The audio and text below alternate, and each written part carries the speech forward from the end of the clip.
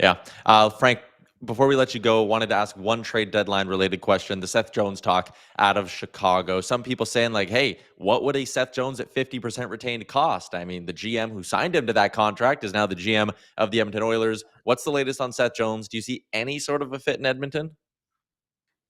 I really don't. I mean, certainly not from a cap perspective. And even at 50% retained, like I know, especially with Evander Kane having resumed skating, that there is a significant amount of concern as to whether or not he will be out for the season.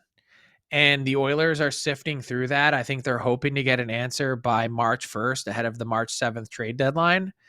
And that is going to determine in a huge way how aggressive they can be, because if Kane does have any designs or could potentially be back during the regular season, we're looking at a dollars in, dollars out scenario. And so with Seth Jones specifically, he also, so two things. One, I don't think there's been a ton of action yet with the Blackhawks and teams calling.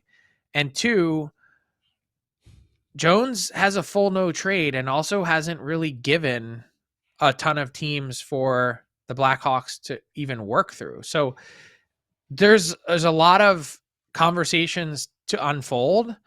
And the key part for Chicago, if they are going to retain, and especially if they're going to retain 50%, that they are really going to have to think long and hard about what constitutes true value. And I don't think they've come up with that answer yet.